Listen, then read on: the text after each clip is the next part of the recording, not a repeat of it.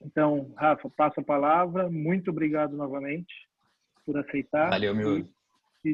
Daí eu só vou pedir, pessoal, todo mundo deixar o microfone e câmera desligada, só para diminuir o volume de dados, né?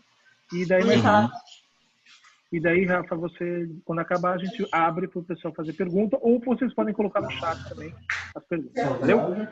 Valeu, Rafa. Obrigado. Tá ótimo, então. Beleza, Miúdo. Só baixar aqui. Rapidinho. Foi. Tá rolando aí? Tá sim, Rafa. Beleza. Beleza. Então, bom dia, pessoal. Super obrigado. Eu que agradeço aí, Miúdo e Nara também, por esse convite para participar desse evento. Já está vendo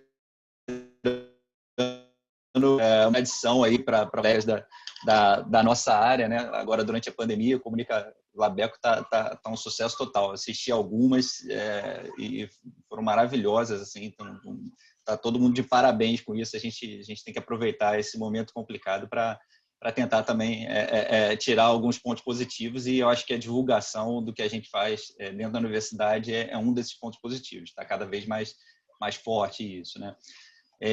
Bom, então eu vou falar sobre esse tema que a Nara, quando fez o convite inicial, ela falou: Rafa, acho que vale a pena ainda falar sobre o tema, dar uma pegada conceitual e ferramental, porque tem muita gente iniciando esses estudos, tem muita gente que já trabalha há bastante tempo, talvez não tenha muita novidade aqui, mas tem muita gente ainda iniciando os estudos de diversidade funcional, e é sempre bom a gente se atualizar. E eu estava conversando agora há pouco com o Miúdo e com os colegas aqui, o quanto foi importante agora nesses últimos meses eu parar com o Fabrício e com o Carlos para a gente escrever o manuscrito que, se tudo der certo, né, vai compor aí o volume especial da Ecologia Australis no ano que vem, que é justamente um manuscrito sobre diversidade funcional de peixes riachos. Então, o Fabrício está puxando essa fila junto comigo e com o Carlitos, meu aluno de doutorado aqui da UFMG. Então, essa palestra, algumas passagens delas, alguns de vocês já devem ter visto aí no último EBI que eu apresentei, e eu dei uma repaginada, incluindo justamente o que a gente compilou agora e o que a gente pensou de uma estrutura lógica para essa abordagem aí que entrou no capítulo. Então, desde já, também eu estou agradecendo aqui ao Fabrício e ao Carlos por disponibilizarem o material que eles tinham, pelas discussões que a gente teve aí nos últimos meses, que foram super produtivas. Bom, então, começando, né, as duas raízes mais marcantes, né, para o desenvolvimento da abordagem funcional, a primeira é essa eterna busca por generalizações e previsibilidade na ecologia de comunidade, né? Então, a abordagem funcional como um todo, ela surge muito dessa questão de uma promessa da gente conseguir gerar modelos ecológicos que sejam mais generalizáveis e tenham um maior poder de previsão, né? Porque a gente independe dessas contingências biogeográficas, independe de um refinamento taxonômico perfeito, né? E com isso a gente às vezes consegue identificar padrões em escalas maiores, né? Convergências entre diferentes biomas, entre diferentes continentes, e isso foi muito forte no início do desenvolvimento, né? E lógico também uma outra raiz importante é o aumento da nossa capacidade de caracterizar e quantificar a biodiversidade, né? Então, a biodiversidade, ela tradicionalmente, ela dentro da ecologia de comunidades, né, ela acabou lidando com apenas uma faceta, né? Acabou sendo quantificada de uma forma puramente taxonômica, né? E o Gaston, já desde 96, ele dá uma definição bem bruta para o que seria a biodiversidade, que seria a biologia dos números e das diferenças. E essas acabaram passando batido, muitas vezes, nos trabalhos, nos estudos tradicionais de quantificação de biodiversidade de comunidade, né? Então, só relembrando, né, a primeira etapa de qualquer estudo de comunidade é que a gente tem uma amostragem padronizada, né? No nosso caso aqui, da ictiofauna de riachos, a gente padroniza de diferentes formas, numa determinada extensão aí de 50, 100, 150 metros de riacho, com apetrechos específicos, né, como arrachinhos e peneiras, e uma quantidade de pessoas e um tempo específico também. Só que ele já morreu mesmo. Misericórdia, matando o homem. Só que, de novo, só que já morreu, entendeu? Já morreu, olha. Tá tudo certo aí, gente? Foi. Bom, e com isso a gente tem, né, um primeiro conjunto de informações, né, que seria quem está ali, né, quais são as espécies, né, qual a composição taxonômica, quantas espécies estão aí, né, a riqueza de espécies, a abundância relativa dessas espécies, e com isso a gente constrói os nossos índices tradicionais aí de diversidade, como o Shannon, o Simpson, Margalef, por aí vai, né? Mas existe um pressuposto que é super importante e inquietante nesses índices tradicionais, é que as espécies são iguais, né? Então, isso é de fato uma limitação importante, né, dessa abordagem tradicional, e justamente a abordagem da diversidade funcional ela tenta suprir isso de alguma forma a partir dos atributos, né, como a gente vai ver. Então, certamente essas duas espécies elas não são iguais, né? Elas apresentam histórias evolutivas completamente diferentes, apresentam padrão de utilização de recursos alimentares ou utilização de hábitats completamente diferentes, tolerâncias às condições ambientais, ou mesmo importância para processos ecológicos que são fatalmente diferentes, né? Quando a gente compara aí um raspador, né, ou um detritívoro, ele vai atuar dentro daquele sistema de uma forma totalmente diferente do que um comedor de superfície, né, de itens que estão vindo de fora, por exemplo. E aí, quando a gente escalona isso para a escala, né, de comunidade, a gente percebe que é possível a gente quantificar essas diferenças que existem entre as espécies nesse nível de comunidade, né? Então, esse é o foco da abordagem, né? Então, aqui a gente teriam duas comunidades que, pela abordagem tradicional, a gente chamaria, a gente não identificaria uma diferença, né? Chamaria duas comunidades iguais. Elas têm uma riqueza igual, uma abundância relativa igual, uma equitabilidade igual. E certamente elas não são iguais quando a gente olha simplesmente aqui a morfologia dos bichos, né?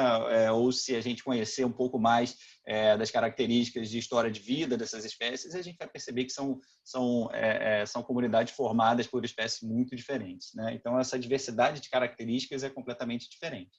Então, a diversidade funcional ela é uma abordagem que ela justamente ela vem incorporar essa quantificação da variabilidade dos atributos funcionais das espécies em uma determinada comunidade, né, um conjunto de comunidades, né?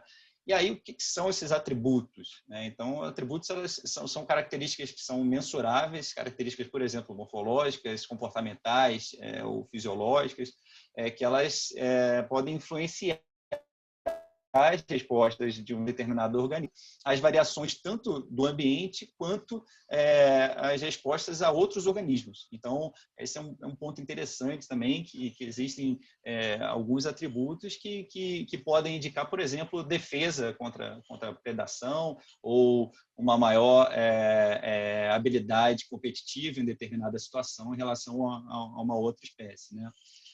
E, por fim, dentro dessa definição básica de atributo, né, é muito comum a gente encontrar nessas definições que são características que podem ter efeitos sobre o funcionamento das comunidades e dos ecossistemas, né? Então, por isso são chamados atributos funcionais, né?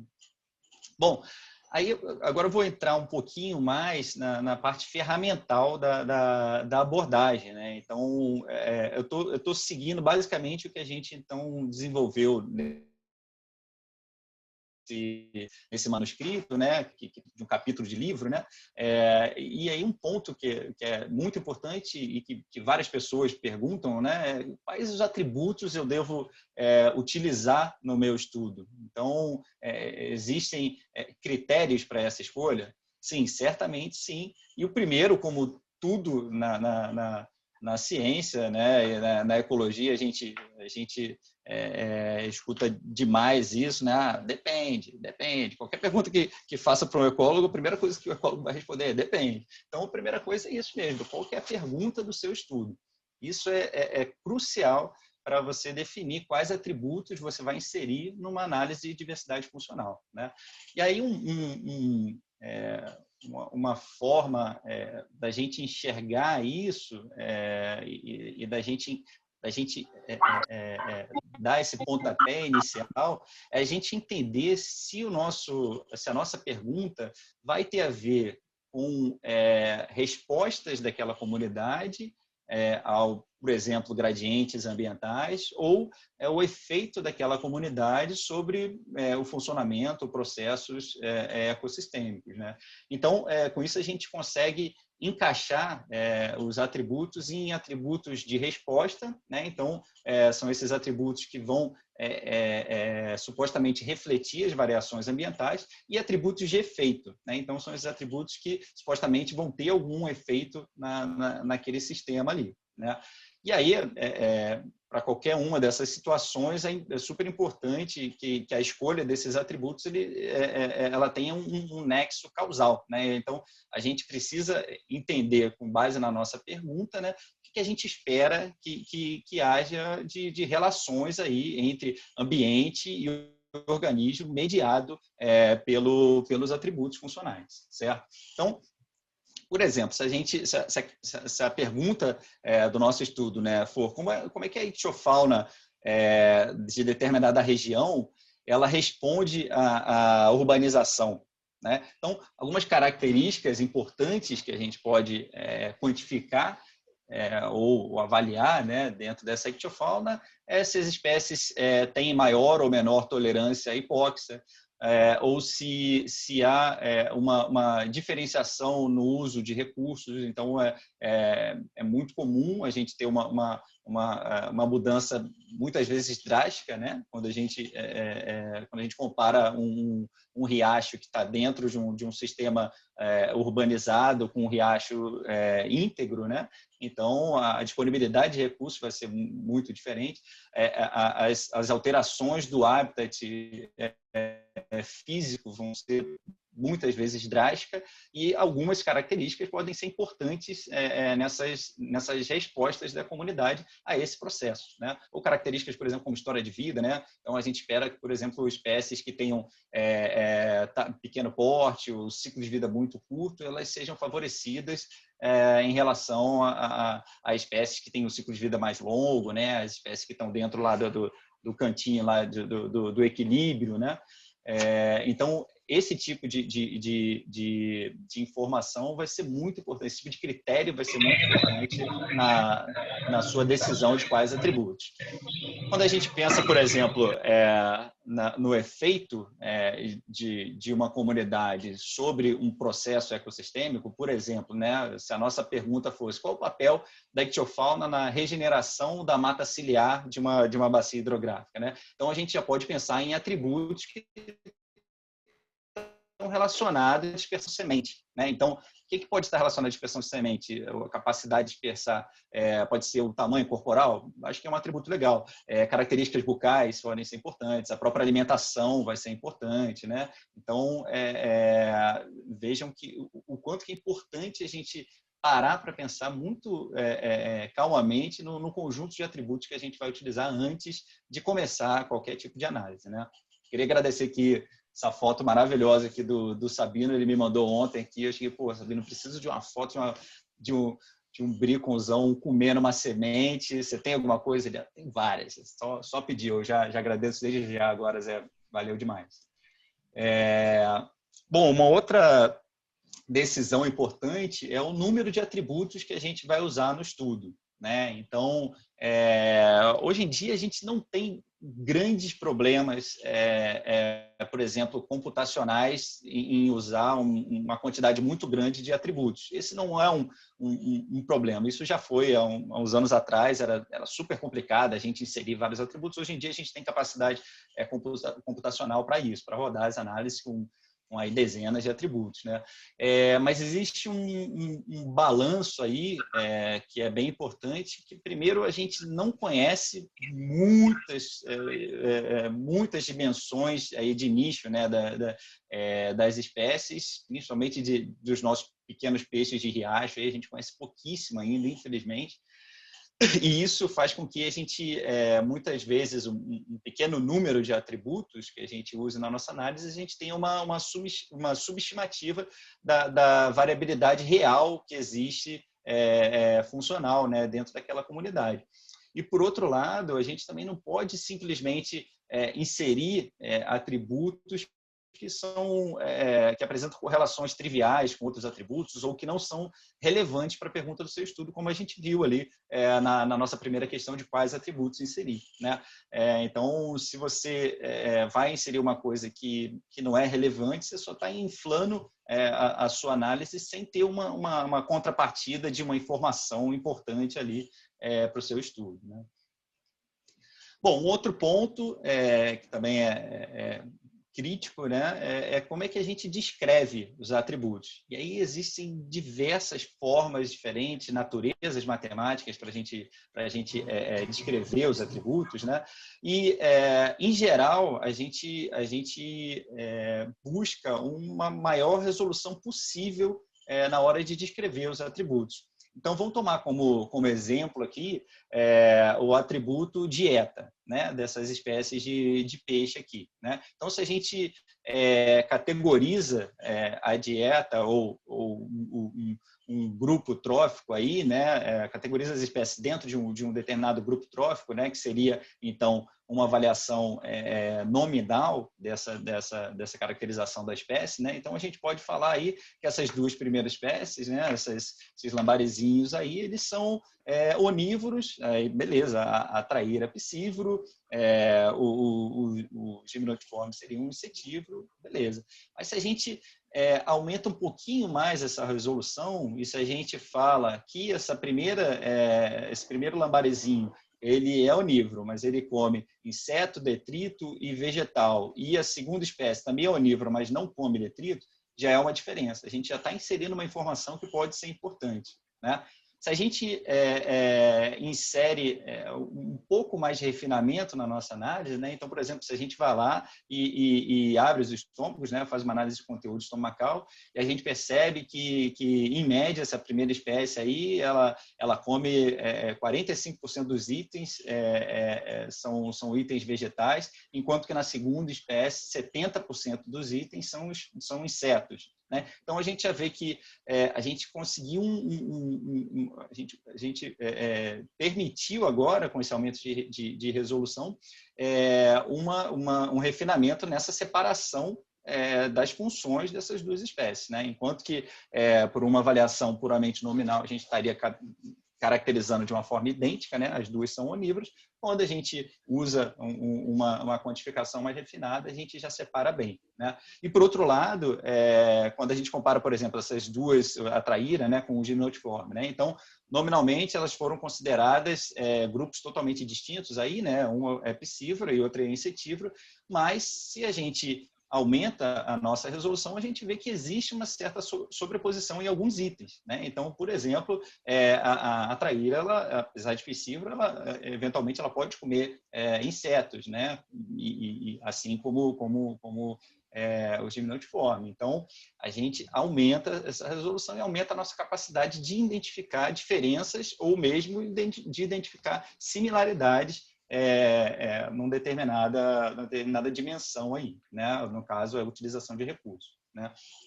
E aí, dentro desse contexto, existem duas definições interessantes também para a gente pensar, né?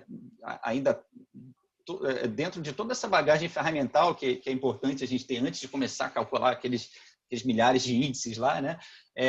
Que seria o conceito de hard traits. Então, seriam esses traits que são mais diretamente associados à função de interesse do seu estudo, porém eles são de difícil obtenção, né? Então, quando a gente compara ali, né, esse exemplo da dieta, né, é muito mais difícil a gente abrir dezenas, centenas de indivíduos de uma determinada espécie e avaliar o conteúdo estomacal do que você pegar na literatura que aquela espécie dali ela é um onívoro, aquela espécie dali é um piscívoro. Então, é uma forma muito mais complicada, mas você tem um refinamento maior e uma associação mais direta, né, com a função de interesse. E aí, por outro lado, você tem os soft traits, que seriam justamente os substitutos dos hard traits, né, que são muito mais facilmente mensuráveis, né? E aí, particularmente para estudos de diversidade funcional em peixes de riacho, a ferramenta da ecomorfologia foi amplamente utilizada, né? Principalmente quando a gente considera essa diversidade absurda na região neotropical, né? E que, de fato, a gente não tem ainda esse refinamento no conhecimento das características mais refinadas dessas espécies, né? A gente não sabe exatamente qual a proporção de itens alimentares ou qual o hábitat preferencial que cada uma dessas espécies ocorre. Então, a gente acaba recorrendo a essa ferramenta que seria que a gente conseguiria indicar aí um conjunto de atributos que seriam soft trait, né? Então, só para ilustrar aqui, né? Esse aqui foi um trabalho que eu fiz durante o meu mestrado, que eu queria tentar identificar alguma dimensão de segregação entre duas espécies que eram super abundantes, esses dois cascudinhos, os zoonotos e o Parotocincus eram super abundantes no riacho que eu trabalhava, e eu queria, de alguma forma, saber se esses bichos segregavam aí, e aí a gente foi fazer uma série de estudos de alimentação, e depois acabou caindo na água, né? Mergulhamos lá durante horas e horas para identificar se existia alguma segregação espacial aí, né? Numa escala de microhabitat, né? A gente está falando, às vezes, num trecho aí de 1,5 metro, 2 metros de largura, com 20, 30 centímetros de profundidade, né? Então, a gente ia lá para cada indivíduo que a gente visualizava no nosso mergulho, a gente tirava uma série de dados, né? De velocidade focal, de tipo de substrato que o bicho estava aderido, de características de cobertura, né? Profundidade. E com isso a gente teve uma informação bastante refinada, né? Da utilização de habitat para as duas espécies, né? Então, uma espécie ela foi predominantemente de margem, a outra foi predominantemente de canal, e com isso uma ocupava velocidades focais muito maiores do que a outra, né?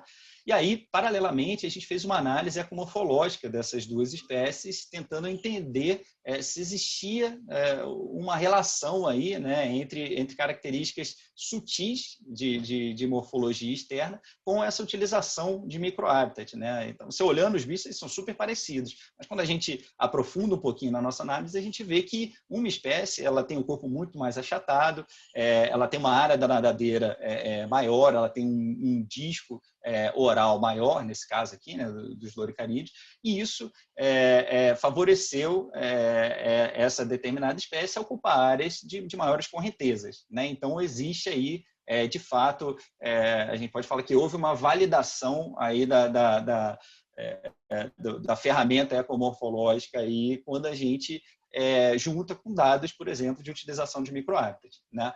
E aí, assim que eu cheguei na Amazônia, ainda não estava com o meu projeto de doutorado fechado, e o Jansen me ofereceu uma bolsa de PCI que foi maravilhoso para eu me adaptar àquele sistema monstruoso, assim.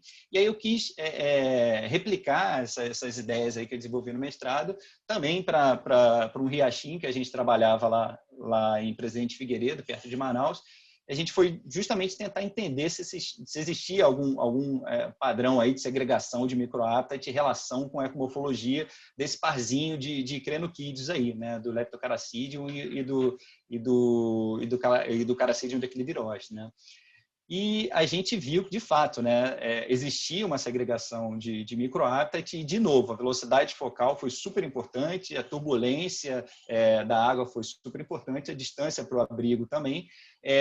E, quando a gente olhou os dados ecomorfológicos, bateu muito parecido, assim, né? As características principais dessa segregação aí foi o achatamento do corpo e a área da nadadeira, como a gente tinha visto lá para esse riachinho daqui da Mata Atlântica para os cascudinhos, né? Então, a mensagem que fica é, de fato, né, a ecomorfologia é um soft trait que parece fazer sentido para substituir dados de uso de habitat, né, nesse tipo de estudo que a gente faz.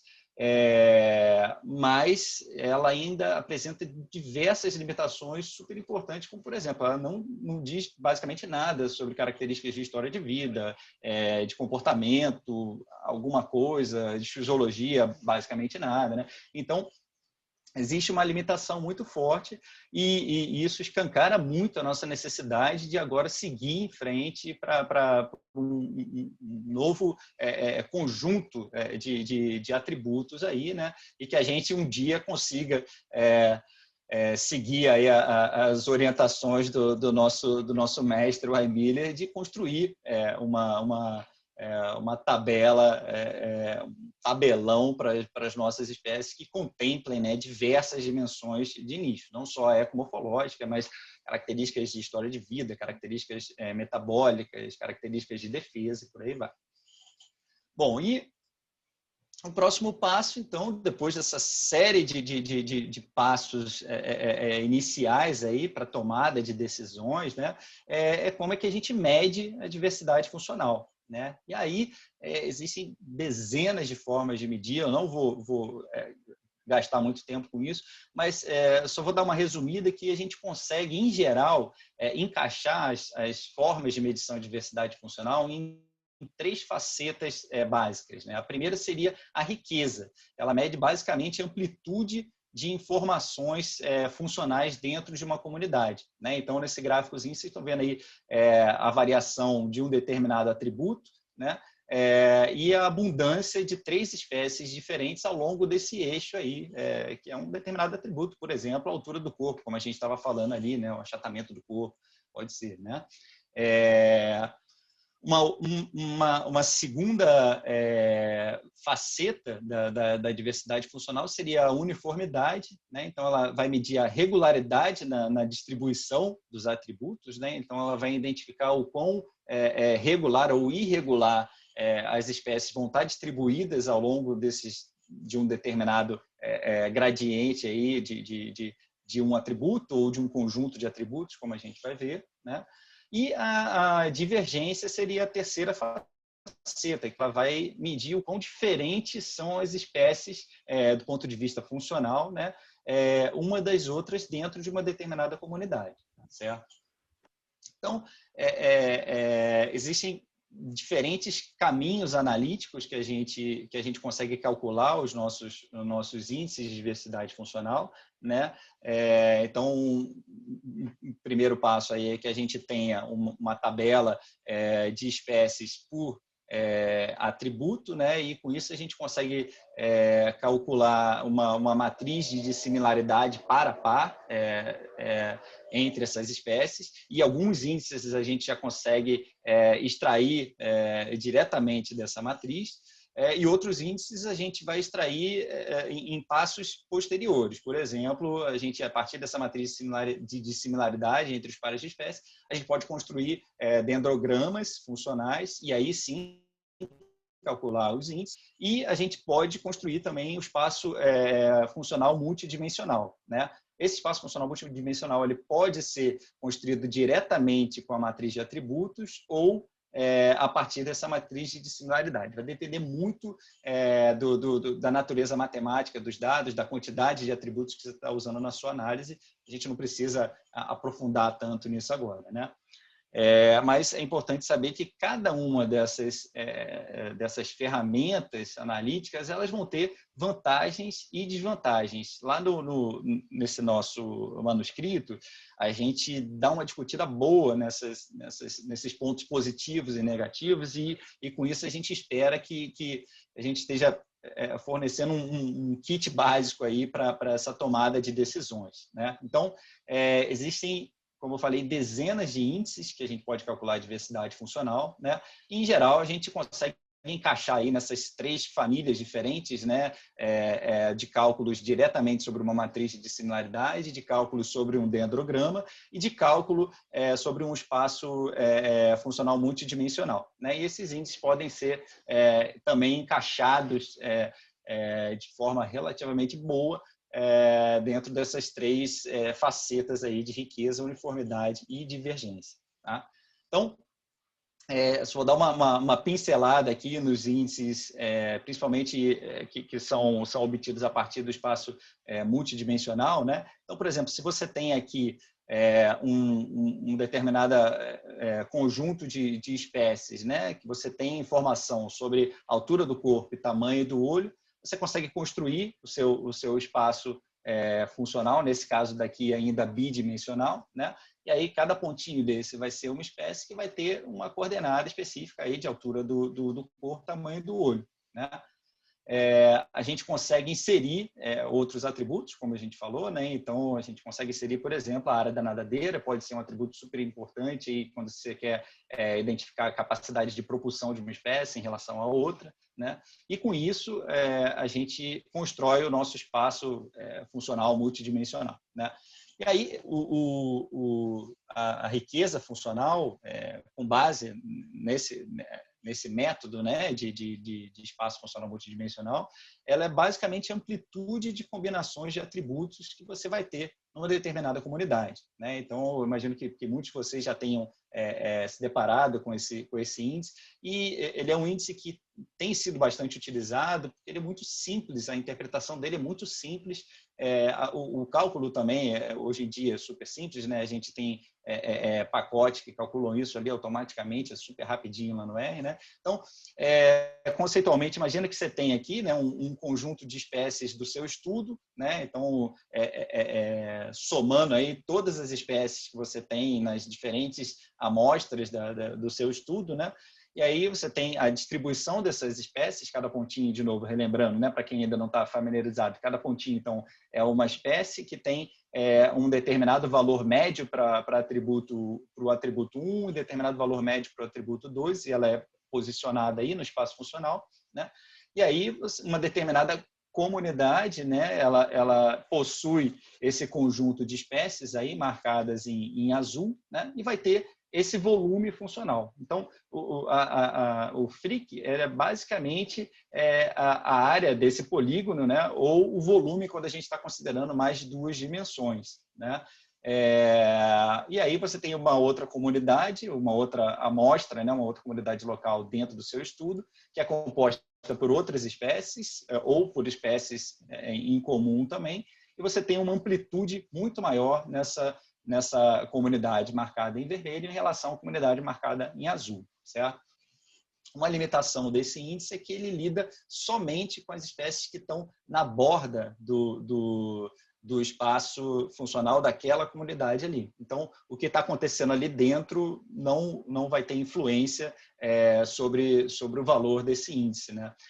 Não à toa que, em geral, quando a gente utiliza o Frick, a gente utiliza alguns outros índices complementares que aí vão te dar mais informações sobre a forma como as espécies estão distribuídas no espaço funcional, né? Que é o caso, por exemplo, do functional evenness, né? Que ele vai medir, então, a regularidade e uniformidade na distribuição das espécies e das suas abundâncias, quando a gente tem esse dado, né, de abundância, tanto abundância numérica quanto biológica, biomassa, por exemplo, dentro do espaço funcional, né?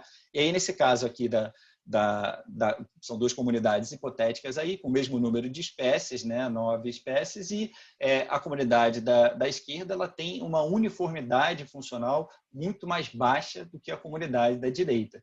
Ou seja, as espécies e as abundâncias, né? Então, as maiores abundâncias, elas estão concentradas numa pequena posição ali desse espaço funcional. Enquanto na comunidade da direita, a gente percebe que há uma regularidade tanto da distribuição quanto da abundância dessas espécies ao longo do espaço funcional. E aí isso pode ter algumas implicações interessantes, como, por exemplo, a capacidade de resistência à invasão biológica. Então, alguns estudos com plantas têm visto isso. E tem outros índices que são calculados inicialmente diretamente para as espécies individualmente e depois são escalonados para a comunidade, né? Então, é o caso, por exemplo, da especialização funcional, né? Então, basicamente, a distância de uma determinada espécie, né, de cada espécie aí, para o centróide do espaço funcional, quando a gente considera aquele conjunto de espécies total do nosso estudo, né?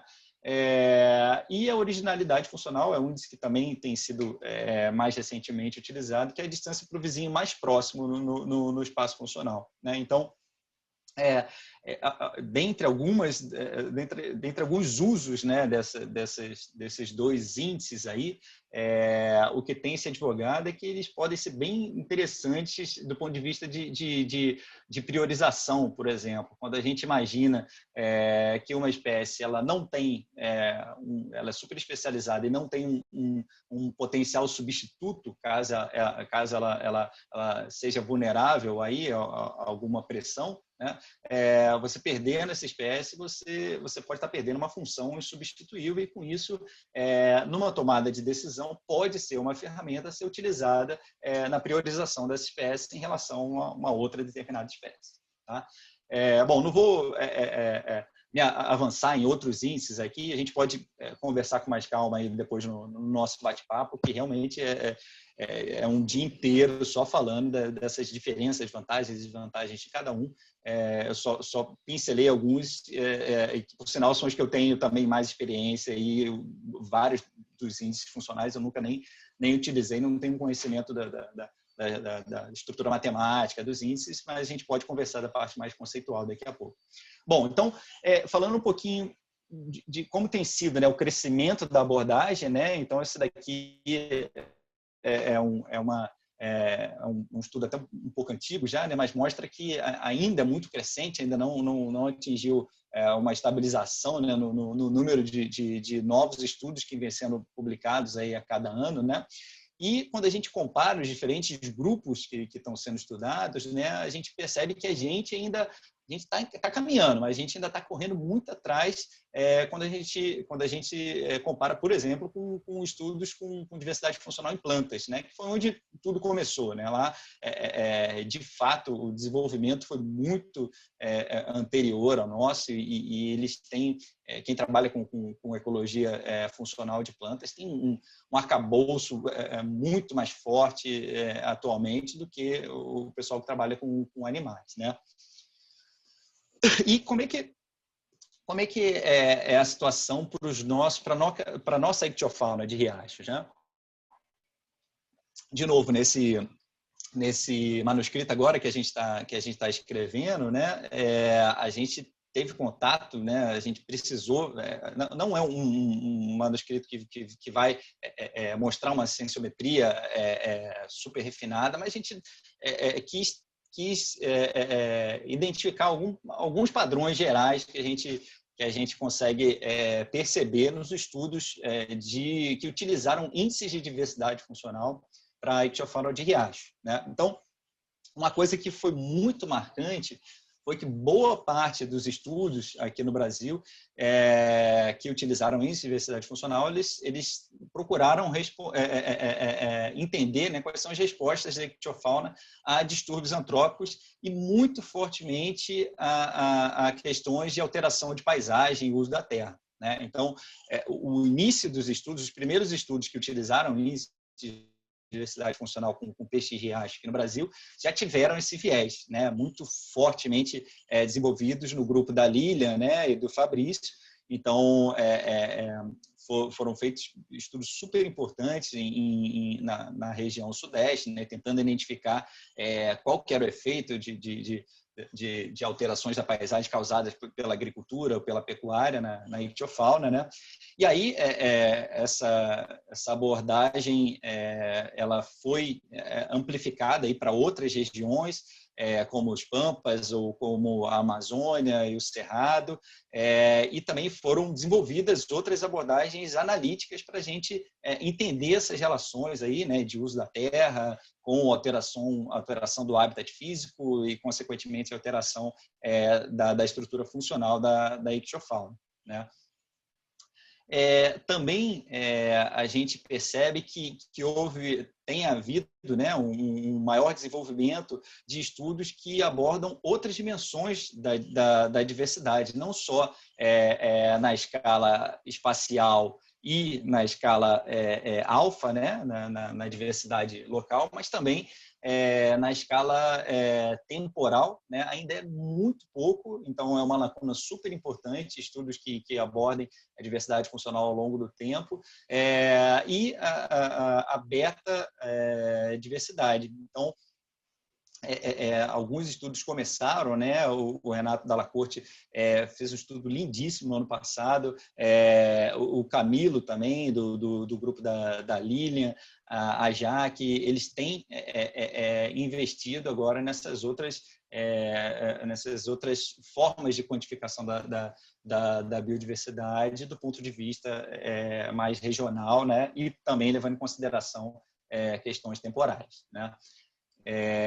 E uma coisa que é bastante interessante, né? Esse é um trabalho do Fabrício da Lilian, que é bem metodológico mesmo, que demonstrou o potencial dos índices de diversidade funcional, o potencial dos índices de diversidade funcional em capturar informações do estado de conservação da ictiofauna de riacho. Então, super interessante o quão bom foi o desempenho de alguns desses índices em relação aos índices tradicionais de diversidade taxonômica, né? Bom, não só tem sido utilizado para entender as respostas a pressões antrópicas, como também as respostas da ictiofauna a gradientes ambientais naturais, né? E aí, com isso, a gente também tem visto, né, um pujante desenvolvimento aí de estudos maneiríssimos que tratam já de estrutura de metacomunidades, questões envolvendo biogeografia, questões de influência do espaço, né, de distância hidrológica versus características ambientais locais. Então, tem saído muita coisa boa dentro dessa linha também, e ainda tem muita coisa a ser feita, né?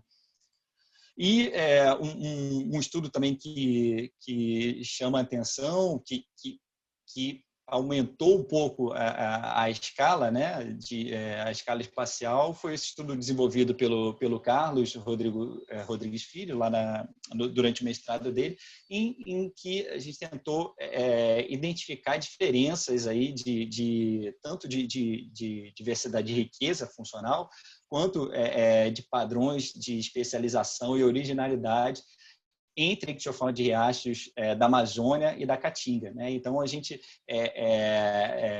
fez algumas interpretações aí que a estabilidade histórica da Amazônia ela favoreceria, por exemplo, maiores índices aí de especialização e originalidade quando comparado à Caatinga, que sofreu eventos climáticos e biogeográficos super importantes aí. Bom, então, dando uma resumida, só mostrei alguns estudos, tem vários outros sendo desenvolvidos ou já feitos, né? Mas o panorama é que a gente está muito bem representado dentro da linha de estudos de diversidade funcional de peixes de riacho como um todo, né? Então, a gente pegou aí 50 e poucos artigos que saíram com o tema, né, no mundo, e mais da metade, um pouquinho mais, 50%, foram estudos desenvolvidos no Brasil, né? Então, isso dá um orgulho danado aí para a gente. E é legal quando a gente subdivide aí o foco principal daquele estudo, né? A gente também já consegue identificar, né? Então, como a gente viu aqui, questões relacionadas a distúrbio, principalmente alteração da paisagem, e questões relacionadas à relação organismo-ambiente, né, gradientes ambientais mediados por atributos funcionais, foram predominantes nesses estudos desenvolvidos aqui. Muito pouca coisa ainda foi feita explicitamente para o entendimento de mecanismos de montagem de comunidade, propostas de conservação e manejo com base em informações de diversidade funcional, também ainda tem bastante pouca coisa, e ainda mais raros são questões relacionadas ao efeito da ictiofauna sobre o funcionamento dos ecossistemas. Então, a gente está muito bem representado, mas ainda tem muito o que fazer, né? Então, só fechando aqui, vou pontuar algumas lacunas e algumas perspectivas que a gente pensou também, desenvolveu agora no manuscrito, né? Então, a gente precisa do entendimento, da obtenção de novos atributos e do entendimento de funções que a gente não está considerando ainda, né? Então, características de ecofisiologia e metabolismo, a gente sabe pouquíssimo ainda quando a gente se depara com a diversidade enorme de espécies que a gente tem. Características de história de vida, a gente sabe pouquíssimo. Características comportamentais ou características que são mais associadas mesmo ali a algum processo ecossistêmico, como ciclagem de nutrientes, a gente sabe pouquíssimo, né? Uma outra lacuna que é bem importante aí e que eu imagino que vai ser preenchida nos próximos anos é a inserção da variação intraespecífica nessas análises de diversidade funcional. Então, é raríssimo também, tem um trabalho super bonito da Luísa Mann e colaboradores que saiu há 2 anos atrás, e em que ela já aborda como que a gente pode lidar com essa variação intraespecífica quando a gente quer calcular, por exemplo, originalidade, especialização das comunidades, né? Também eu acho que é uma lacuna importante e uma perspectiva super interessante de a gente pensar aí daqui para frente, né, que a gente ainda precisa de padronização na obtenção dos atributos, né? Então, já existem para alguns grupos, como plantas e invertebrados terrestres, já existem handbooks, né, que indicam um conjunto de atributos que são interessantes para usar em diferentes casos, né? Formas de mensuração desses atributos, então a gente ainda precisa disso. E a gente ainda precisa de disponibilização maior dos dados, né? Que isso vai permitir com que a gente dê um passo à frente aí, né? A gente consiga identificar padrões em escalas geográficas muito maiores, a gente consiga propor estratégias mais eficientes de conservação, de priorização de áreas, por exemplo, né? Então, também é uma perspectiva que eu acho que é bem interessante aí, né? E, por fim, essa questão da relação que existe entre biodiversidade e funcionamento dos ecossistemas. Então, é uma questão que já está muito bem desenvolvida dentro da ecologia vegetal. Para animais como um todo é muito pouco, para peixes muito pouco. Então, existem algumas iniciativas maravilhosas aí do grupo do Flecker, né? Aqueles trabalhos clássicos da década de 90, início de 2000, do Flecker, né? De experimentos de exclusão, né? Para a gente tentar identificar qual é o papel de cada espécie no funcionamento dos ecossistemas. E aí é um é uma linha aí que eu acho que ainda está bastante promissora, né? Estava começando um projeto agora com essa pandemia, está tudo parado, né? Mas era justamente para a gente tentar criar, está construindo ainda, né, um sistema de calhas que a gente consiga, de alguma forma, controlar diversos fatores ambientais aí de um riachinho que a gente trabalha aqui perto de Belo Horizonte, e a gente controlar aí esses níveis de diversidade funcional e tentar entender algumas respostas no nível ecossistema. Bom, então é isso, pessoal. Muito bem, queria agradecer aí a paciência de vocês. Estou aberto à discussão agora e podem escrever e fiquem à vontade. Milda, é contigo, Nildo. Valeu, Rafa. Acho que a Nara está aí agora. Ela estava em aula agora de manhã. Daí agora ela já chegou. Nossa. Então a Nara vai tentar interromper com vocês aqui. aí um pouquinho. Eu vou ficar por aqui, mas a Nara que vai coordenar aí com a gente. Tá bom? Beleza. Rafa, foi show de bola, cara. Valeu mesmo. Valeu, Mildo. Eu que agradeço, Valeu. cara. Ei, Rafa, tudo bom? E aí, Nara, tudo bem, né? Cara, parabéns pela apresentação, foi muito legal. Tem tudo a ver com o que a gente está trabalhando no laboratório, vai ajudar demais a gente a repensar, né, nos atributos funcionais que a gente está utilizando, a dar novas direções, né, para os trabalhos que estão sendo realizados. Muito legal mesmo. Tá? Parabéns. Que bom. O pessoal fez aqui algumas perguntas no chat. E durante o nosso workshop acabou que o tempo ficou meio restrito, né, para o Carlos apresentar, e aí a gente discutiu aí, vamos tentar aprofundar mais em alguns pontos, né? A linha foi bem a que o Carlos apresentou, mas deu para aprofundar um pouco mais pelo tempo que a gente tinha aqui, né? Na realidade, acho que o Carlos foi um dos poucos que seguiu a recomendação da organização do workshop. Estava uma zona aqui. É verdade, acho que só tiveram umas 2 pessoas que respeitaram aqueles 10 minutos. O Erival tem uma pergunta aqui. Quando se tem a perda de uma característica funcional importante para a comunidade, como, por exemplo, a perda de uma espécie que possuía essa característica, pode ocorrer um efeito dominó de perda de características funcionais seguidas nessa comunidade, levando em consideração as relações interespecíficas das espécies que compõem a comunidade? Acho que sim. Ótima pergunta. Já começou bem. Eu acho que sim, tem tudo a ver. Eu acho que é importante a gente, aquele primeiro passo, né? Quando a gente constrói o nosso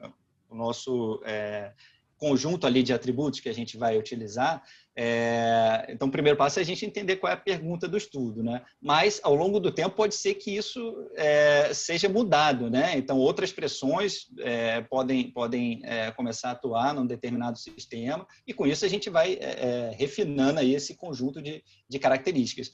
Mas de fato assim eu acho que existe uma direcionalidade nas características que são perdidas primeiro, né, e depois vão sendo perdidas em seguida, né? A gente tá fazendo um trabalho, infelizmente a gente tem muito poucos dados com séries históricas, né? E aí para o Parque Estadual do Rio Doce, a gente tem uma lagoa que é relativamente bem estudada. Então, existe uma série desde 84, 82, não lembro agora, com algumas coletas, um espaçamento meio irregular, mas a gente tem aí, acho que 8 coletas de 84 até 2010. E aí a gente percebeu primeiro, né, o quanto que a diversidade funcional ela foi drasticamente reduzida com a chegada primeiro do tucunaré e depois da piranha, né? Então primeiro do ciclomonóculos e depois do Picocentros naterere, né? E aí teve uma redução absurda acho que taxonomicamente teve uma queda de 30%, funcionalmente foi quase 70% que a gente perdeu de riqueza.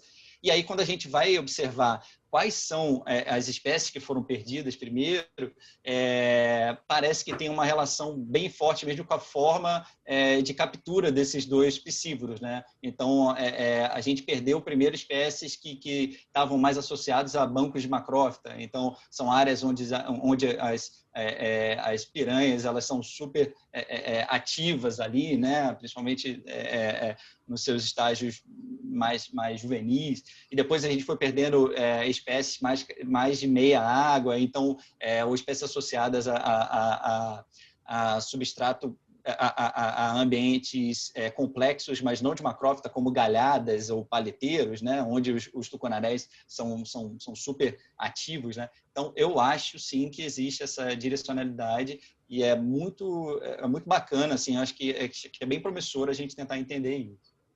Essa questão de sinergismo, né, ainda é bem pouco explorada. Acho que é porque a gente Sim, ainda entende tão pouco de como funciona no básico, que aí para partir para essa parte de interação já vai demorar um pouquinho, mas é muito legal. Exatamente. Bacana. Uma pergunta agora da Milena. Como quantificar ou caracterizar a tolerância à hipóxia das espécies de peixes? Eu nunca trabalhei... Opa, desculpa. Eu nunca trabalhei com esse atributo. O Fabrício já utilizou o grupo da Lília. Eu não sei se o Brejão tem alguma sugestão. Eu acho que até agora foram obtidos dados secundários por exemplo, de estudos que foram feitos de forma experimental ou dentro de estudos da aquicultura, que o pessoal tem esse tipo de informação, né? E aí foi aplicado para o mundo real, né? Mas eu não sei te dizer, se não por experimentos. Não sei, Gabriel, você sabe, cara, como o pessoal tem feito mais recentemente? Eu não sei, eu acho que o Fabrício está aqui, Rafa. Não sei se ele poderia responder. Mas eu acho que... Eu nunca usei também, né? Mas eu acho que dá para você tentar relacionar, por exemplo, se você está medindo oxigênio no seu local, no seu ponto, e você tem altas abundâncias de alguma espécie em taxas de oxigênio baixa, isso já pode ser um indicativo de tolerância. Um indicativo de tolerância. De tolerância, né? Legal. Mas se o Fabrício pudesse responder, seria mais preciso do que eu. O Fabrício está aqui? O Fabrício está aqui. Oi. Eu tinha saído, não ouvi o que vocês estavam conversando. Ô, Fabrição, salva aqui, aí, cara. Beleza, cara? Beleza. Nossa, beleza. Eu tive que descer aqui no prédio e não ouvi essa discussão. Acabei de chegar de volta. Eu vi a palestra. A gente estava discutindo sobre como quantificar a tolerância à hipóxia dos peixes. Ah, poxa, difícil, hein? Esse é um tipo de hard trait, bem hard mesmo. A gente tem feito isso baseado em atributos nominais, né? E encontrando na literatura pela ocorrência das espécies locais com hipóxia. Então, se a espécie ocorre em locais com hipóxia, atribui-se a sua tolerância. É uma forma de nicho grineliano, né? Talvez, baseado na ocorrência dela. Então, é assim, né? Mas nada muito fisiológico, outro mais... Experimental mais também não, né, cara? Também seria uma forma, né? Mas para um conjunto de espécies grandes, talvez seja limitante, né? Experimento para todos, para ter um range de tolerância. Aí seria o hard mesmo. Legal. A próxima pergunta do Leandro Brasil. Considerando os peixes de riacho... Leandro? Considerando os peixes de riacho... Quer fazer a pergunta, Brasil? Ele tá aí? Caraca, não vejo o Leandro há muito tempo. Bom, vou ler, então. Aí, diga lá. Ele não pode agora. Ah, tá bom. Então, considerando os peixes de riachos da Amazônia, quais características funcionais podem tornar as espécies mais suscetíveis aos impactos das mudanças de uso da terra? Boa. Então, sempre que a gente pensa, né, então, no impacto, a gente tem que pensar, primeiramente, o que essas mudanças de uso da terra podem afetar na estrutura física daquele sistema, ou, por exemplo, características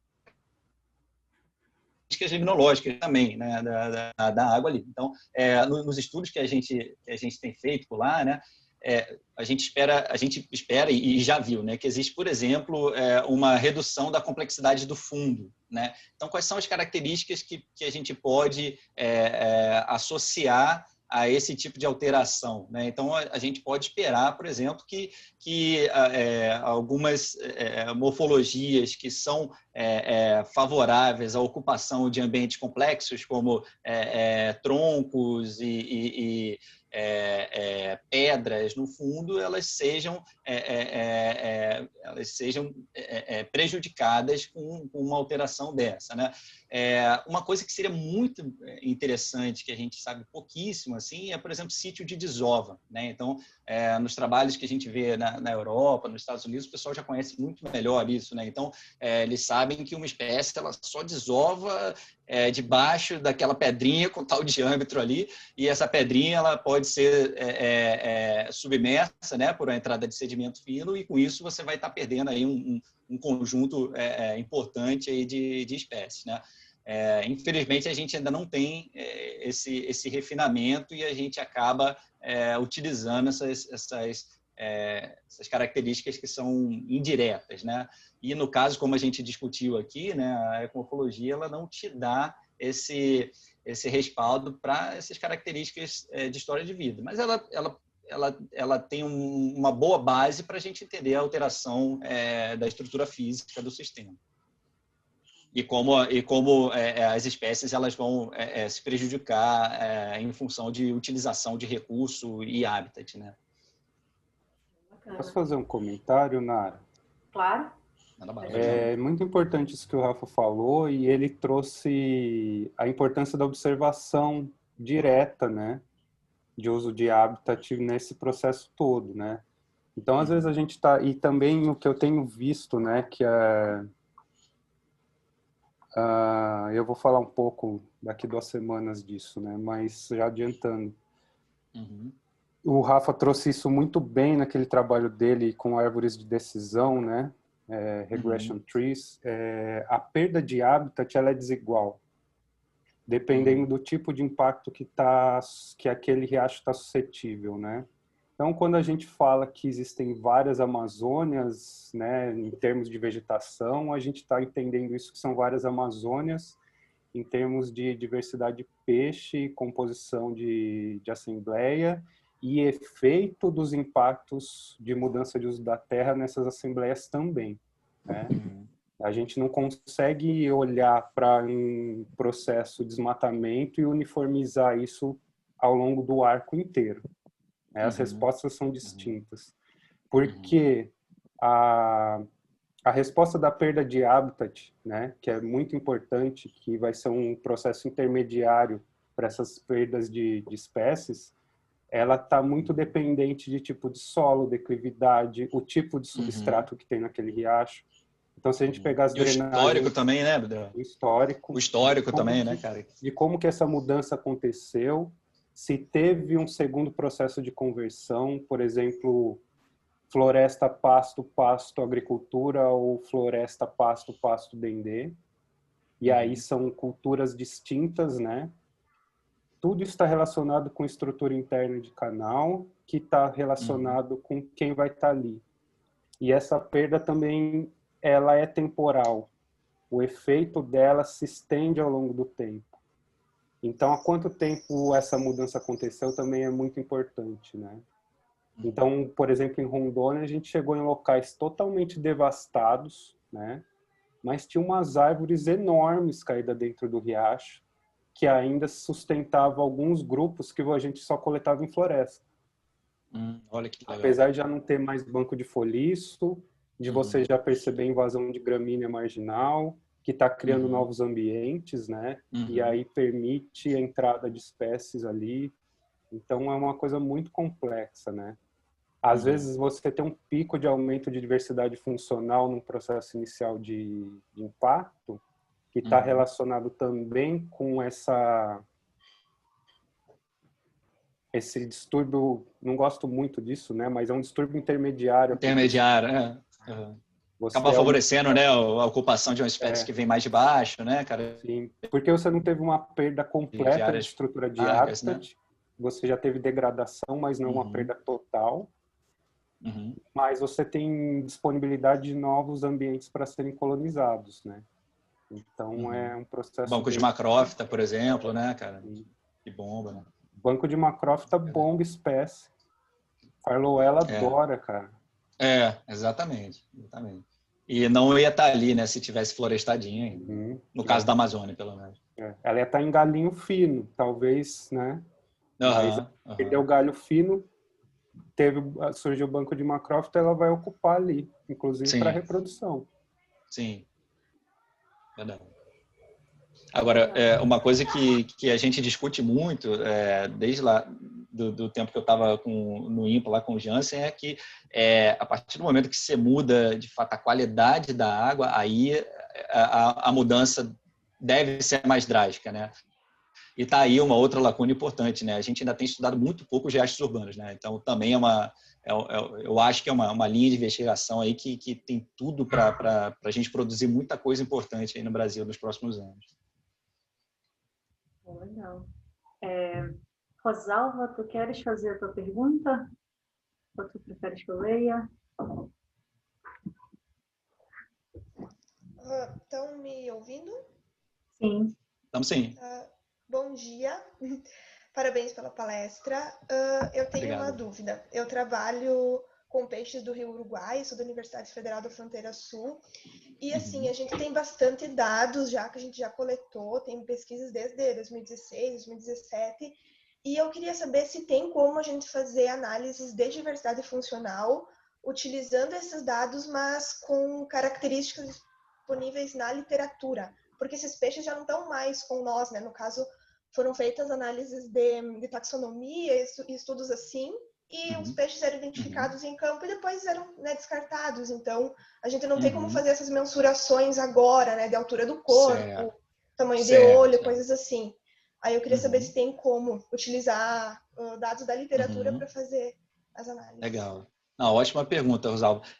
Tem sim, tem alguns estudos super importantes que têm feito isso. Tem um estudo que foi marcante aí para a gente, que é um estudo de um francês chamado Toussaint, saiu em 2016, eu acho, que foi um estudo que ele quis identificar os padrões globais de diversidade funcional de peixe água doce, né? E eles trabalharam aí com um conjunto de perto de 9.000 espécies. Então, de fato, eles não tinham como ter todos os bichos na mão ali para fazer as medidas, tal, né? Então, eles trabalharam basicamente com foto retirada de guias que são confiáveis, lógico, né? Ou fotos enviadas por especialistas, né? De diferentes regiões, né? Aqui no Brasil a gente mandou algumas fotos que eles não tinham de determinadas espécies. Então, sem problema. É lógico que a gente tem uma limitação do número de atributos que a gente pode obter, né? Então, por exemplo, trabalhando particularmente com ecomorfologia, a gente não conseguiria obter a largura do corpo, que é um atributo importante, né? Dentro do cálculo, por exemplo, de achatamento, né? Ou a largura da boca, né? Mas a gente tem um subconjunto aí possíveis de possíveis atributos bem interessantes que se pode trabalhar ainda. Então não é uma limitação, não, né? Assim, é uma limitação, mas não é um problema. Dá para se trabalhar na boa. Tá certo, então. Muito obrigada. Depois eu posso passar até pelo chat. Tá, beleza. Eu posso passar pelo chat depois os links para esses PDFs. Eu acho que pode ser legal. Esse do Toussaint é fantástico o trabalho. Se tu puderes repassar também aquele do experimento que tu mostraste uma grande perda funcional, por favor. Beleza. Esse ainda está tão com a inserção da piranha, do tucunaré? Isso. Ainda está em elaboração? Esse ainda está em elaboração, mas eu já te passo já a prévia, assim. A gente vai tentar submeter agora para aquele volume especial da ENI, que deadline é agora, mês que vem. Aí a gente está trabalhando nele, mas tomara que dê certo. Assim. A gente tem uma limitação importante ali que a gente só trabalhou com uma lagoa, né? Mas, infelizmente, esses dados com série histórica grande são muito raros ainda, né? Eu acho que vocês conseguem, sim, publicar, porque precisa demais desse tipo de estudo, né? Não tem. É verdade. A gente ainda está patinando nisso, né? Pô, legal. Para que dê certo. Diogo, quer fazer a tua pergunta? Bom dia. Não, pode ser lida mesmo. Ele perguntou se seria trivial utilizar dados ecomorfológicos e de dieta. Legal, boa, ótima pergunta. Então, depende, Diego, Diogo, do dado que você está utilizando. É engraçado que isso também vai muito de linha, assim, né? Eu passei um tempinho lá do meu doutorado lá na França com o Sébastien Villeger e ele critica um pouco o uso da dieta, porque ele acha, primeiro, que a dieta, a disponibilidade de recurso alimentar, ela varia muito, né? Então, com isso, a gente não tem uma consistência ali para categorizar aquelas espécies e tal, né? Mas eu acho que a gente pode usar, sim, e a gente deve usar, se a gente tem essa informação, e tem dados que são, tem informações que são complementares quando a gente usa a dieta em relação à ecomorfologia. A ecomorfologia, ela tem as suas limitações, né? Então, uma forma da gente identificar isso antes de rodar a análise de fato, a gente identificar a correlação que existe. Por exemplo, a gente pode fazer uma matriz aí de similaridade entre as espécies com base na dieta, uma matriz de similaridade entre as espécies com base na ecomorfologia, fazer, por exemplo, um teste de Mantel e ver o quanto que isso está correlacionado, e aí a gente toma a decisão. Tá? Mas eu acho importante a gente inserir, sim. Pergunta do Thales também. Thales, está por aí?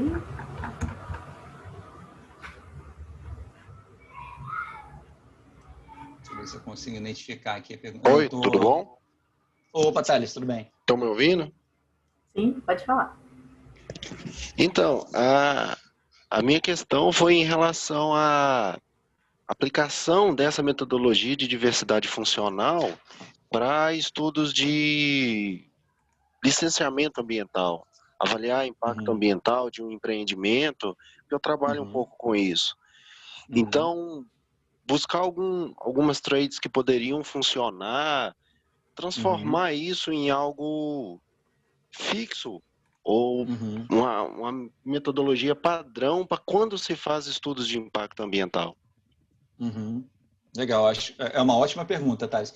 Eu acho que tem dois passos importantes, né? O primeiro é identificar, então, quais são os atributos em função do impacto, né? Então, um impacto, por exemplo, de uma hidrelétrica, ele é muito diferente de um impacto de um rejeito de mineração, por exemplo, né? Então, esses atributos, a gente sempre tem que então, pensar o quanto que eles podem responder a essas diferentes formas de impacto, né?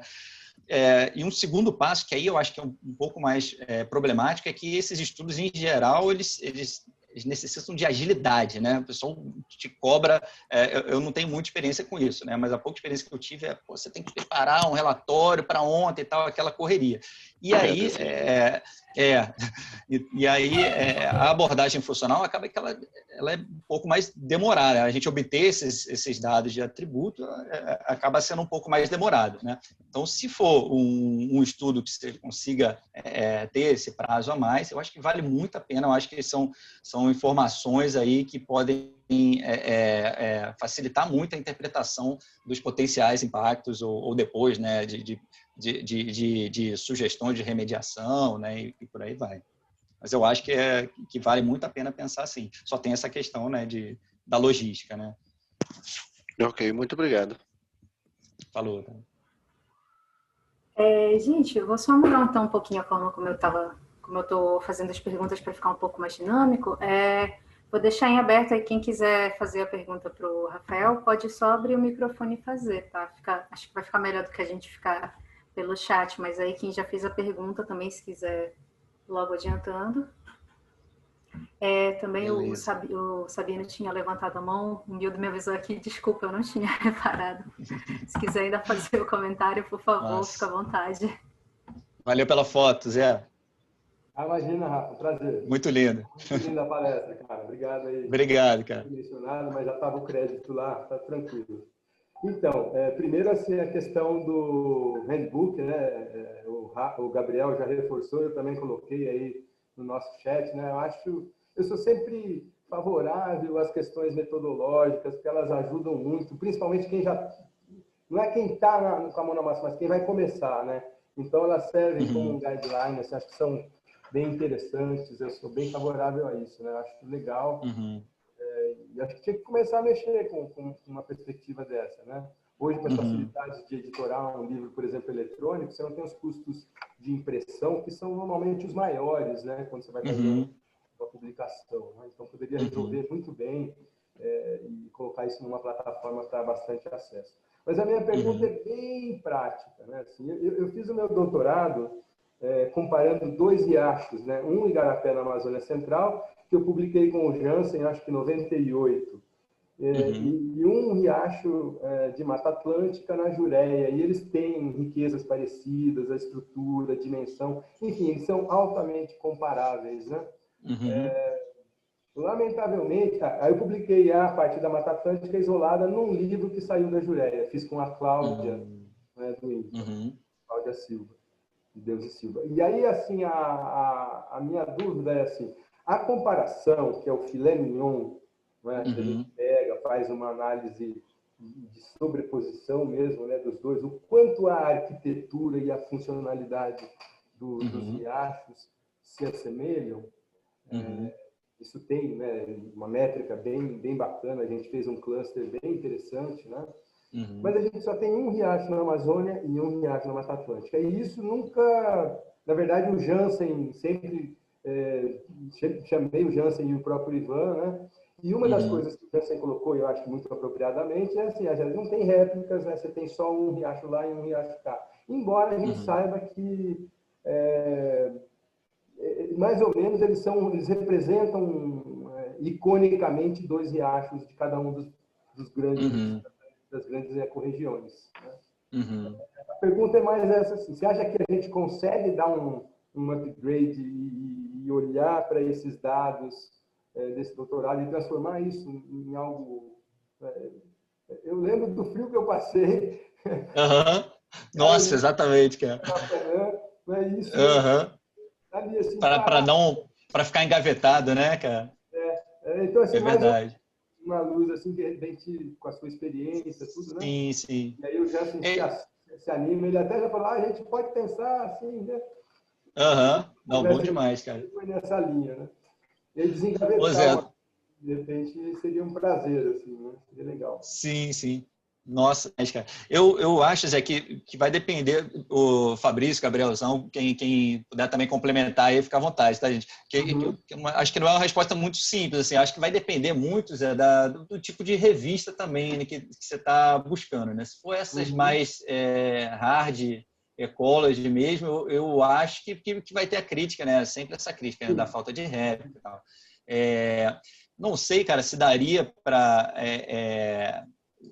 utilizando alguns métodos, por exemplo, de construção de modelos nulos, a gente tirar um pouco esse efeito, cara, mas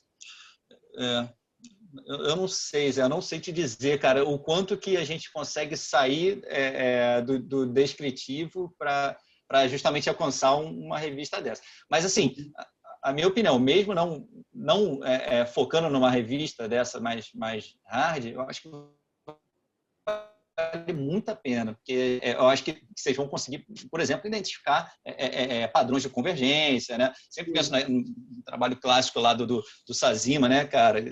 Comparando lá as poças do Pantanal. Naquela linha do trabalho, daquele trabalho que ele fez uma lagoa pantaneira e um costão rochoso. Um costão rochoso, né? Eu acho que... é convergência, porque os grupos são filogeneticamente totalmente distintos, né? A gente tem, obviamente, histórias evolutivas muito mais próximas dos bichos da Amazônia e da Mata Atlântica. Sim. Agora, acho que a gente poderia pensar, nesse caso, mais numa convergência dos ambientes, né? Sim. Lá são 2 riachos florestais nos neotrópicos, né? Sim. Mas é só mais um exercício mesmo, né? Nossa, mas é demais a ideia, só que eu não sei te responder também, cara. De repente alguém, o Gabriel, o Patrício, né, se interessarem por tema, a gente pode avançar com isso. Obrigado. Legal, Zé. Obrigadão.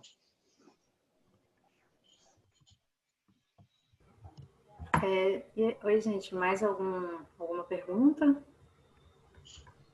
Eu tenho uma pergunta. Me desculpa, deixa eu ir para um lugar menos barulhento. Tá. Tranquilo. Seguinte. Rafa, parabéns pela palestra. É sempre muito bom te ouvir falar, ainda mais de ecologia funcional, apesar de eu não trabalhar. Eu acho um tema bem interessante e complementar assim com a ecologia básica que eu atuo um pouco mais. E aí eu vou dar uma provocada no sentido da gente fazer uma reflexão do que está acontecendo hoje, né? Principalmente com o Pantanal, Amazônia e tal. E vocês têm usado muito a ecologia funcional para falar de impactos, né?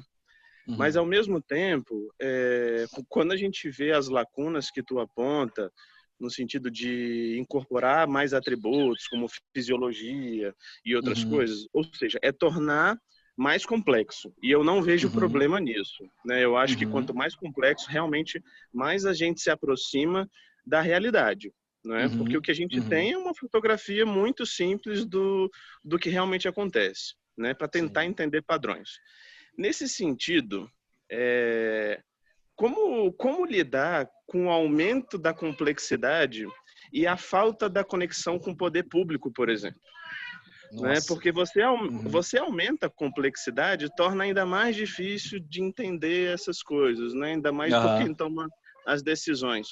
Então, seria possível, de repente, pensar em estabelecer um protocolo mínimo ou alguma coisa mais direta para se falar de impacto e para mostrar para autoridades, por exemplo? Eu sei que você não precisa ter uma resposta perfeita agora, é mais uma reflexão realmente. Uma reflexão, né, cara? A respeito. É fantástica, cara. Acho que vai um pouco de encontro, né, a questão que a gente estava discutindo sobre o licenciamento, né, e o quanto que a gente inserir mais esse tipo de informação pode dificultar, né? Cara, eu acho, cara, que um dos caminhos aí é justamente a gente ter mais integração entre os grupos e a gente tentar construir um handbook mesmo, que seja um mega banco de dados que a gente consiga acessar de forma mais rápida isso, né? Então, isso facilitaria muito. E um outro também, né, é demorado, né? E um outro caminho ainda mais demorado, mas que eu tenho um sentimento que, pelos papos que a gente tem tido aí nos últimos anos, é que a gente precisa retornar à biologia básica. A gente está passando batido por muita coisa que é importante e que na hora da gente interpretar os nossos grandes padrões, aí a gente fica rateando, né? Então, a gente precisa... É por isso que eu acho assim, cara, que não é assim uma função do pessoal que está trabalhando na consultoria, uma função só da academia. Eu acho que é justamente essa integração. Se a academia começar a voltar a se preocupar mais com pesquisa básica, a gente não sabe, cara, direito nem reprodução de espécies icônicas. Do pirarucu, por exemplo, a gente não sabe um monte de coisa importante. Quando a gente cai para os nossos peixinhos de riacho, então a gente não sabe basicamente nada de biologia. Então a gente precisa investir nisso. E aí tem uma outra mudança que aí já não tem a ver, né, com essa questão de política pública, mas tem a ver com a mudança de aceitação da academia para esses tipos de estudos também, né? Que a gente, quando tenta publicar numa revista um pouco maior, aí a gente já toma pau, né? Não, isso é muito descritivo, mas a gente precisa ainda de descrição, a gente precisa muito disso, né? Então, cara, eu também não tenho uma resposta assim, mas eu acho que tudo caminha aí por uma estratégia integrada, sabe, cara, de diferentes setores aí que investem em ciência básica e investem em solução mais imediata aí de problema. Gabriel levantou a mão aí, se quiser complementar, cara. E pode crer, eu posso só dar uma finalizada, porque aí, assim, era uma segunda parte de um comentário. Eu não sei como é exatamente a legislação dos Estados Unidos, vamos pensar. Mas imagina que a ciência deles se desenvolveu muito mais... ela se iniciou muito mais antes do que a nossa, né? Um tempo muito anterior do que a nossa. Então, o conhecimento deles, aliado à diversidade que eles têm, que é muito inferior à nossa também, permite a eles ter uma maior compreensão, né? Então, eu acho que vai nesse sentido que tu está falando. Eu também penso muito sobre voltar às origens básicas. A gente tem uma pressão muito grande na mão por ser cientista no Brasil, detentor da maior biodiversidade do planeta, e ter que salvar, sabe, grande parte das funções ecológicas do mundo, não é nem só do Brasil, né? E aí eu acho que a gente tem um peso bastante grande nas costas e aliado a isso é um governo que não investe em ciência, né? Que é negacionista, que é obscurantista. Enfim, é uma série de fatores em cadeia que dificulta a nossa vida. Aí. Mas obrigado, viu? Falou, obrigado, Thiagão. Eu só queria comentar. Desculpa, pode falar, Gabriel. Só fazer um comentário, Nara, que é uma coisa que eu tenho pensado muito por estar trabalhando na Amazônia e estando no grupo da Lilian, que trabalha muito numa região super degradada, né? A gente costuma falar de redundância, complementariedade, a gente parou um pouco recentemente, né, com isso, mas a gente muitas vezes demoniza a redundância funcional, né? E é uma coisa errada, tal. Mas, por outro lado, em locais já muito impactados, né, o que vai sustentar a diversidade e o funcionamento, né, as poucas funções que ainda estão sendo exercidas naqueles ambientes, é a redundância, né? Porque a gente também não sabe, por exemplo, se por uma hipótese milagrosa todas as APPs do Brasil forem restauradas nos próximos 20 anos, quanto tempo vai demorar para recuperar tudo que foi perdido de diversidade, de heterogeneidade de habitat, né? Então, esse é um ponto interessante para se olhar nesses locais, por exemplo, que estão passando por impacto de fogo agora. A gente busca complementariedade, mas provavelmente o que vai sustentar a diversidade daqueles locais é a redundância, né? Porque a perda de uma ou outra espécie ali não vai causar um impacto tão grande dentro daquela diversidade de funções, né? É lógico que a adição de uma espécie mais original, né, ou com uma especialização funcional mais alta, vai ser importante. Mas para ela fazer diferença, a abundância dela também tem que ser grande, né? Sim. Eu acho que isso a gente discutiu bastante também, Gabriel, lá naquele trabalho lá da raridade, né, cara? Sempre foi muito questionado. Beleza, as raras, elas são super especiais mesmo, né? Super diferentonas e originais, mas será que elas têm um efeito? Aí eu acho, cara, eu já discuti isso acho que com o Fabrício também, na banca até, com o Jansen algumas vezes. Eu acho que existem assim, processos que vão depender das redundantes e superabundantes, né? Ou pensando em plantas, as que tenham as maiores biomassas, né? Processos ecossistêmicos de base ali, que eu acho que vão depender. E aí vão ter aqueles outros processos mais refinados, né, cara? Que de repente a gente não enxerga muito, que podem ser mais dependentes dessas especializações, né? Mas eu concordo, cara. Eu acho que o que vai segurar a onda aí, né? O que está segurando a onda aí são as redundantes aí. E aí de repente, depois desse, né? Num sonho aí, né? De restauração dos nossos, a primeira etapa dos processos básicos estarem mais restabelecidos, vem os processos mais refinados, né? Não sei. Acho que é um caminho legal pra caramba, assim, pra gente pensar. Tem ainda duas perguntas no chat do Telton e da Luciana. Vou ler aqui a pergunta do Telton. Ele falou que está tentando usar na Caatinga e na Mata Atlântica o índice de integridade biótica de Carr. Qual a tua opinião, Rafa, sobre o índice e os objetivos dele, né? Avaliar o estado de conservação dos corpos d'água. Boa. Bom, eu tenho, cara, pouquíssima experiência com índice de integridade. Talvez até o Gabriel trabalhando com a Lili aí também não entenda, cara. Um pouco de experiência, cara, que eu tenho é que ainda... Eu não sei se a gente já conseguiu, com esses índices, captar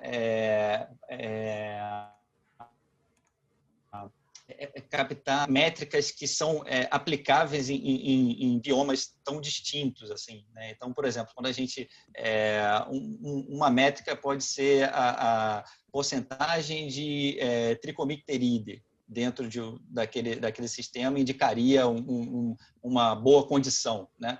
Mas tem regiões que a gente não encontra tricomicterídeo, né? Ou porcentagem até de espécies específicas, né? De Poecilia reticulata, que indicaria um lugar detonadaço, né? Um bicho super resistente, mas tem lugares que também não tem.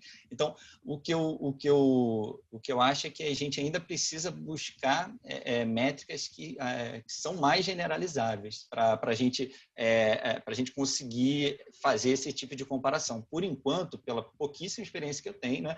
Eu acho que a gente ainda dá uma boa resposta, mas numa escala regional, né? Não sei se vocês concordam, gente. Realmente é uma área que eu conheço pouco. Vou só complementar um pouquinho, Rafa, esse pergunta do Telton, né, sobre o CAR. Uma coisa que a gente tem que levar sempre em consideração do CAR é que você tem que fazer por bacia, né? Você tem que pegar as condições regionais. Então, assim, e a gente tem as limitações de você precisar ter as referências, né, para você saber como é que é o sistema regional e você poder aplicar o índice. E a gente está vendo que é cada vez mais restrito aqui, né? Não dá para você fazer um índice geral, as métricas, o tricomicterídeo pode ser muito bem aplicado para algumas métricas. A gente está com um trabalho com o Pompeu até, tentando ver algumas métricas comparadas, né, Nara? Até para comparar algumas métricas de índice, para comparar Amazônia e Cerrado. E Nossa, maravilhoso. Tem métricas que não fazem sentido, né? Umas métricas, por exemplo, espécie invasora. Muda bastante, né, de cada bioma. Não, depende do bioma e numa escala menor até. Tem que ver o pool regional, é muito importante você usar o índice. É legal, pode ser uma coisa bem interessante, mas o pool regional é importante. Tem que fazer uma coisa muito... Eu acho que alguns indicadores, né, e quando a gente está tratando de repente de um mesmo impacto aí, de uma pressão, por exemplo, né, de desmatamento, né, alguns indicadores acho que aí são mais aplicáveis, tipo porcentagem de insetívoro, né, ou de raspadores, né, a gente consegue ter uma comparação um pouco mais justa, né, mas quando especifica muito para um grupo taxonômico aí complica, né. Oi. Não, mas... E aí, tudo em ordem? Beleza, cara. Bom, mas o meu objetivo não seria bem comparação entre um e outro, sabe? Era assim, avaliar mesmo, por exemplo, tal bacia lá da Caatinga, qual é o estado de conservação dessa bacia, dos corpos d'água dessa bacia, entendeu? Fazer uma relação, não fazer a comparação dos biomas em si. Entendeu? Sim. Aí, no caso, eu acho que poderia rolar melhor. Né? Sim. Ou se vocês tiverem um índice, né? Que eu consiga isso, né? Um taxonomista. Sim. Cara, tem um trabalho muito... agora na conservação. Tem um trabalho muito legal da Débora Carvalho, que trabalha com Paulo Pompeu, que ela propõe, e eu acho que ali dá para tirar já umas indicações bem legais que ela fez para o Cerrado, né? E tem um trabalho que eu participei com o Bob Hughes, que é liderado por um chinês, o Chen lá, que é um índice multimétrico também. Então, são possibilidades, assim. E aí, cara, eu acho que com a tua experiência, por exemplo, na Caatinga, que pouca gente tem, eu acho que é tentar você fazer algumas adaptações que se apliquem bem ao sistema lá, sabe? E aí, sim, tendo um gradiente, né, de degradação dentro da Caatinga, aí acho que você consegue aplicar de forma bem legal, assim. Legal. Obrigadão. Beleza, agora, então, passar para a próxima. O Keilo está com a mão levantada. Olá, vocês estão me ouvindo? Sim. Estamos sim. Oi, Rafael, sou Keilo, aluno aqui da professora Carla, na doutorado em Ecologia da UFC. Uhum. Então, Rafael, eu, no meu trabalho de doutorado, eu trabalho com estruturas de metacomunidade e eu estou pensando agora em incluir um capítulo sobre a estrutura funcional de metacomunidade. A gente trabalha aqui com rio intermitente, tá? O Carlos, inclusive, participa de um trabalho comigo, não sei se ele ainda está aí, Carlos Rodrigues. Então, para a gente determinar a estrutura, os padrões de estrutura da metacomunidade, tipo estrutura glisoniana, clementiciana e tal, isso é relativamente simples, né? Hoje tem métricas para fazer isso. A minha dúvida é se existem métricas para a gente fazer isso, algo parecido para determinar a estrutura funcional das comunidades.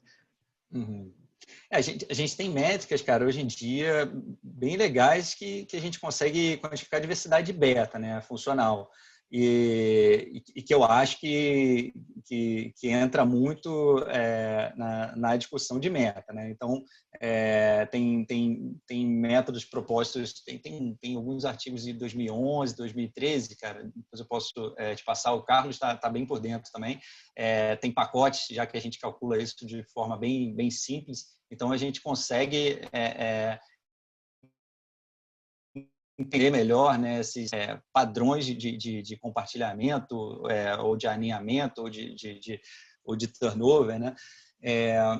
E alguns estudos maneiríssimos, um próprio da NARA mesmo, que saiu esse ano, né, que lida com características com efeito de distância versus fatores ambientais locais, né, dentro da estruturação funcional das comunidades. Então, eu acho que é por esses caminhos, cara, dá para se trabalhar tranquilamente com a abordagem de meta, assim.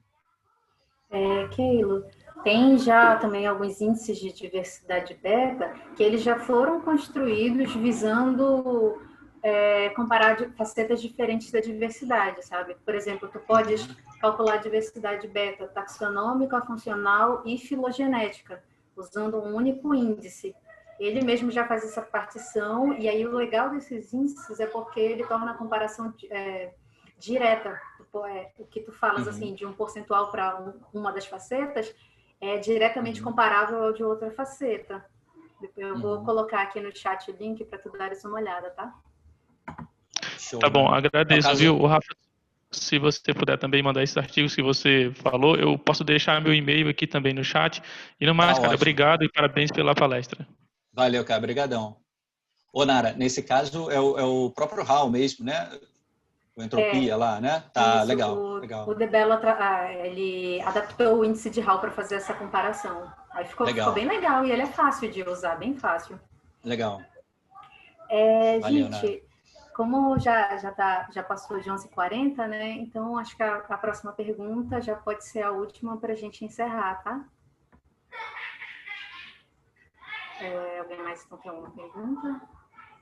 Oi, eu tenho uma pergunta. Opa, Luciana. Oi, Rafael, tudo bom? Bom dia. Tudo certinho, bom dia. Outro dia a gente estava numa discussão sobre as lacunas desses estudos que a gente está fazendo de funcional, né? Então, uma crítica de um colega foi que a gente não incorpora as relações filogenéticas das espécies. Então, a gente acaba generalizando muito, usando, por exemplo, esses índices de ecomorfologia. Então, a minha pergunta é se tu acha que incorporando essas relações filogenéticas, falando isso para a Assembleia de Peixe Amazônico, tu acha que a gente vai ter uma resposta muito diferente assim do que a gente já está vendo fazendo essa abordagem mais tradicional? Legal, Luciano, acho que é uma pergunta ótima. Eu acho que a gente incorporando, pelo menos a gente identificar o quanto o sinal filogenético é forte dentro da nossa análise funcional já é um passo interessante, que aí com isso a gente tem uma capacidade maior de falar, a nossa análise funcional ela é bastante robusta e independe, por exemplo, de contingências biogeográficas. Ela está bem independente ou não, ou ela está super associada aí a questões da história biogeográfica de uma determinada região e fez com que aqueles padrões funcionais que a gente esteja enxergando seja muito mais reflexo dos padrões biogeográficos, de fato, né, e de relação de parentesco. Então, eu acho importante e ainda é uma lacuna também, ainda é uma lacuna que a gente precisa atacar.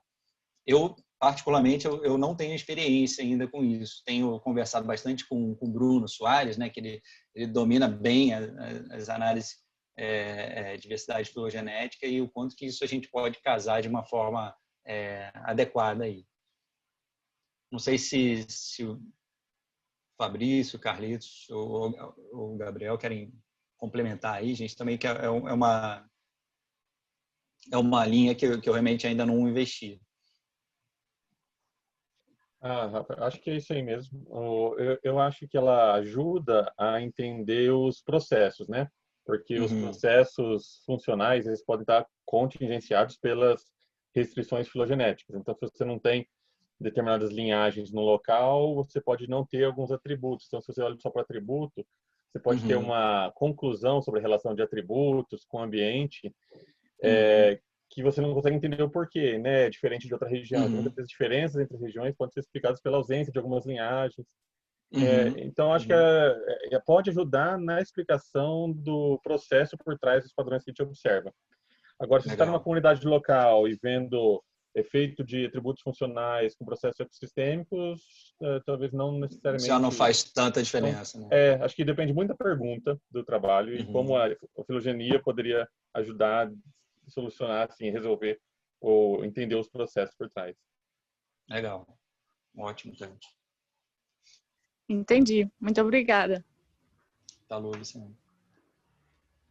Gente, muito obrigada, tá, pela participação de todos vocês. Foi uma discussão super interessante. Tenho certeza que se a gente deixasse aqui correndo, ainda ia ter muito mais perguntas, porque é uma linha que está se desenvolvendo bastante, né? E que, como o Rafa falou, já tem muita coisa para a gente trabalhar. Rafa, muito obrigada pela tua palestra, tá? Pela disponibilidade, foi ótimo. Eu que agradeço, né? A palestra vai estar disponível no YouTube do Comunica Labeco. Geralmente a gente coloca dentro de poucos dias, tá? Então, acompanhe lá o nosso canal, que daqui a pouco sai o vídeo. Tá ótimo. Ô, Nara, e os links dos PDFs, eu posso mandar por aqui mesmo pelo chat ou vocês têm algum outro canal que possa disponibilizar para o pessoal? Só esse que o pessoal foi pedindo, né? Pode ir por aqui, a gente copia e depois a gente disponibiliza na então página. Onde já. Daí eu queria pedir para a gente fazer uma foto. Quem puder aí abrir a câmera, fazer a fotinho, né? O nosso selfie. O Reis está por aí também. E aí, Reis, tudo bem? Só tava vendo a cascuda ali. Saudade. O Reis fazendo inveja com a cerveja, cara. Nossa, eu tô isso aqui, mas é só água mesmo, cara.